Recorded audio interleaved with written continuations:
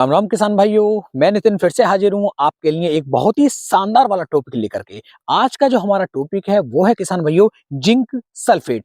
आखिरकार zinc sulphate क्या है? इस समय पर लगभग लगभग मैं बता रहा हूँ डेली मुझे 4 से 5 कमेंट ऐसे देखने को मिल रहे हैं जिसमें किसान भाई पूछ रहे हैं कि जिंक सल्फेट हमें डालना चाहिए या फिर नहीं डालना चाहिए, क्योंकि इस समय पर कई सारी ऐसी फसलें हैं जिनके अंदर इसका उपयोग किसान भाई करते हैं। तो इसके क्या फायदे होते हैं, क्या नुकसान होते हैं, अगर अधिकता होगी तो क्या नुकसान इसका हो सकता है, डोज इसकी कितनी लेनी है, 21% वाली का कितना उपयोग करना है, 33% वाली का कितना उपयोग करना है, क्या इसकी कीमत रहती है, संपूर्ण जानकारी मैं इस वीडियो के अंदर देने वाला हूं। तो वीडियो को पूरा देखें जिससे कि आपको एक बेहतर जानकारी मिल सकेगी। तो चलिए शुरू करते हैं। सबसे पहले देख लेते हैं कि आखिरकार जिंक सल्फेट की हमें आवश्यकता क्यों पड़ती है और इसका अगर हम उपयोग करेंगे तो किस तरीके से हमें इसका उपयोग करना चाहिए। देखिए, पहले ही नाम से पता चल रहा है जिंक सल्फेट, यानी कि जिंक और सल्फर इन दोनों को जब एक साथ मिलाया गया है तब जाकर के तैयार हुआ है आपका जिंक सल्फेट। इसके फायदे क्या रहते हैं सबसे पहले ये देख लेते हैं। देखिए, अगर हमारे खेत के अंदर, हमारी मिट्टी के अंदर जिंक की कमी चल रही है तो हमारा जो पौधा होगा वो अच्छी तरीके से हरा भरा होकर के नहीं चलता है। पौधे के ऊपर पीलापन आ जाता है, पौधे की जो ग्रोथ हो रही होती है वो ग्रोथ रुक जाती है, ग्रोथ जो है धीमी पड़ जाती है। यानी कि ऐसा मान लीजिए, अगर 10 की स्पीड से हमारा खेत चल रहा था तो फिर 2 या 3 की स्पीड से चल पाएगा। खेत की ओवरऑल जो पैदावार है वो भी हमें काफी कम देखने को मिल जाती है। जो खाद खेत के अंदर पड़े हुए थे वे भी अपना काम फिर अच्छी तरीके से नहीं कर पाते हैं।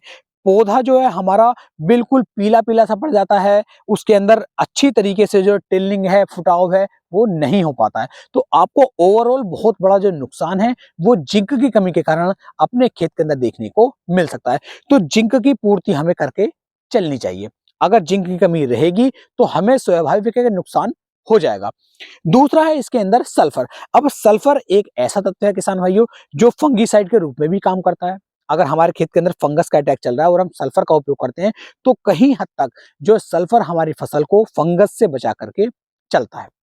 दूसरा किसान भाई ये खाद के रूप में कार्य करता है। अगर हम इसे अपने खेत के अंदर डालते हैं तो इससे फुटाव भी अच्छे से आता है, मिट्टी को ये भुरभुरी बना देता है।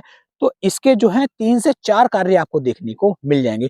सल्फर जो है अच्छी तरीके से हमारी फसल की बढ़वार भी करवाता है, पीलेपन को बिल्कुल ही खत्म कर देता है और हमारी फसल जो है ग्रीननेस बिल्कुल हरी भरी होकर के चलती है। और पैदावार में भी किसान भाई हमारी 10 से 15% तक की जो बढ़वार है वो देखने को मिल जाएगी। जो उत्पादन है वो भी 10 से 15% देखने को मिल जाता है। तो ये फायदे आपको सल्फर के भी देखने को मिल जाते हैं। और जब जिंक और सल्फर ये दोनों एक साथ किसान भाइयों मिल जाते हैं तब तो इनके जो रिजल्ट है वो आपको बहुत ही बेहतरीन वाले अच्छे आपको देखने को मिल जाते हैं। अब इनमें से सबसे अच्छी जिंक कौन सी? देखिए, जिंक जो है जितने भी आ रहे जिंक सल्फेट ये सभी बहुत अच्छी रहती हैं, लेकिन किसकी कितनी डोज है यहाँ पर थोड़ा सा अंतर देखने को मिल जाता है। कई बार किसान भाइयों क्या होता है कि आपने मान लीजिए गेहूं की बुआई की है, इस समय पर ज्यादातर किसान भाई गेहूं की बुआई के लिए जिंक सल्फेट का जो उपयोग है वो पूछ रहे हैं। तो गेहूं में मान लीजिए एक एक कल्ला का चल रहा है और आपने जिंक सल्फेट का उपयोग आज की डेट पे अपने खेत के अंदर कर दिया तो मात्र 8 से 10 दिन के अंदर गेहूं के अंदर इतनी शानदार वाली ट्रिलिंग आएगी, बहुत शानदार वाले कल्ले आएंगे, उपज बहुत अच्छी आएगी और पौधा बिल्कुल हरा भरा होकर के चलता है। क्योंकि जिंक से भी अगर हमारी फसल पीली पड़ रही है जिंक की कमी के कारण तो भी पूर्ति हो रही है, सल्फर कमी के कारण हो तो तब भी पूर्ति हो रही है। तो जिंक और सल्फर की जब हम पूर्ति कर देते हैं तो उत्पादन हमारा काफी ज्यादा बढ़ जाता है। तो इससे ये फायदा आपको देखने को मिल जाएगा। अब 21% वाली की बात कर लेते हैं। जो 21% में जिंक सल्फेट हमारी आती है, अगर इसकी डोज देखी जाए तो आपको लगभग लगभग 8 से लेके 10 किलोग्राम प्रति एकड़ के हिसाब से जिंक सल्फेट लेनी चाहिए। क्योंकि 21% वाली के अंदर पोटेंसी थोड़ी सी कम होती है तो इसकी मात्रा 8 से 10 किलोग्राम आप लेंगे, बहुत ही बेहतर वाले अच्छे रिजल्ट आपको देखने को मिल जाएंगे। अगर बात कर लेते हैं हम 33% वाली की तो उसके अंदर पोटेंसी ज्यादा है, मात्रा ज्यादा डली हुई है, तो उसकी मात्रा 5 से 6 किलोग्राम भी यदि आप लेंगे तब भी आपको काफी बेहतर, काफी अच्छे रिजल्ट देखने को मिल जाएंगे। कल्ले बहुत ज्यादा आते हैं, हरापन बहुत ज्यादा आता है, पीलापन बिल्कुल ही गायब हो जाता है। तो इसके ये फायदे हमें देखने को मिल जाते हैं। अब कुछ किसान भाई कहते हैं इसे हम किस किस के साथ मिला करके अपने खेत के अंदर उपयोग कर सकते हैं। तो देखिए, यूरिया आप ले लीजिए, यूरिया के अंदर आप जिंक सल्फेट मिलाते हैं कोई नुकसान नहीं होता है, सिर्फ और सिर्फ आपको फायदे ही देखने को मिलते हैं। एक तो यूरिया की कमी के कारण भी, नाइट्रोजन की कमी के कारण भी कई बार खेत के अंदर पीलापन आ जाता है। तो जब ये तीनों ही मिल जाएँगे तो फसल सिर्फ़ और सिर्फ़ अच्छी पैदावार आपको निकाल कर के देगी। किसी भी तरह का स्ट्रेस आपकी फसल के ऊपर नहीं रहेगा। और जब हम इन खादों को डालते हैं तो जो खाद हमारे खेत के अंदर बेकार पड़े हुए हैं, वे भी किसान भैया काम करना शुरू कर देते हैं। तो ये कार्य आपको कर लेना चाहिए। अब जैसे क्या 1-2 जिंक और भी आ रही है, जैसे 65% में भी देखने को मिल रही है, तो उनकी मात्रा 3 से 4 किलोग्राम प्रति एकड़ के हिसाब से आपको लेनी चाहिए। इस तरीके से यदि आप चलते हैं और जो आपकी मोटी मिट्टी है, मोटी मिट्टी में तो इन्हें आप मिक्स करके पहले डाल दीजिए और बाद में पानी लगा दीजिए। इस तरीके से यदि आप चलेंगे तो बहुत बेहतर रिजल्ट आपको देखने को मिल जाएँगे। और अगर मान लीजिए रेतीली मिट्टी है, बालू मिट्टी है, तो उस मिट्टी के अंदर पहले आपको सिंचाई करनी है, पानी लगाना है और पानी लगाने के बाद 2 से 3 दिन के बाद आपको इन खादों को अपने खेत के अंदर डालना है, तब आपको अच्छे रिजल्ट देखने को मिलेंगे। कभी भी उल्टा ना करें कि रेतीली मिट्टी में यदि आपने पहले खाद डाले तो लीचिंग होगी और फिर जो ये इनका जो रिजल्ट है वो कम देखने को मिलेगा और ये सारा खाद फिर नीचे पानी में चला जाता है। तो इस चीज़ का आपको बहुत अच्छी तरीके से खासा ध्यान किसान भाइयों रखना है। इस तरीके से यदि आप चलेंगे तो जिंक सल्फेट के बहुत ही बेहतर रिजल्ट आपको देखने को मिल जाते हैं। बात करते हैं इसकी कीमत की कि आखिरकार इसकी कितनी कीमत हमें देखने को मिल जाएगी। जैसे 33% वाली जिंक सल्फेट आ रही है, ये लगभग ₹100 किलो के हिसाब के आसपास लगभग देखने को मिल जाती है। और यदि हम बात कर लें 21% वाली की, तो ये लगभग 60 से ₹70 के आसपास प्रति किलोग्राम के हिसाब से देखने को मिल जाती है।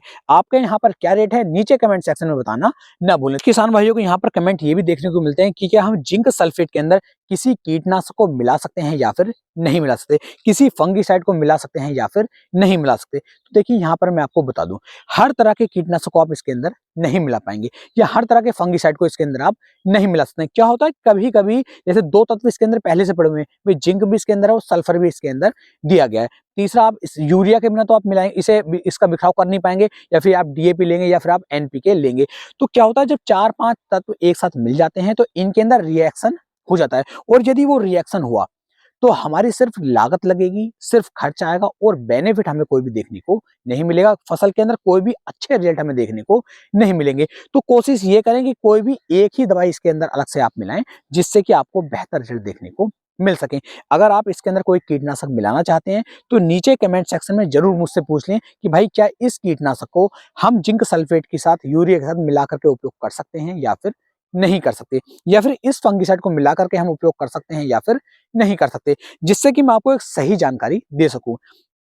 कुछ किसान भाई जिंक सल्फेट, यूरिया और इसके अंदर ह्यूमिक एसिड मिलाना चाहते हैं, तो बिल्कुल ह्यूमिक एसिड यदि आप मिलाएंगे तो कोई भी नुकसान देखने को नहीं मिलेगा, सिर्फ और सिर्फ आपको अच्छे रिजल्ट ही देखने को मिलते हैं।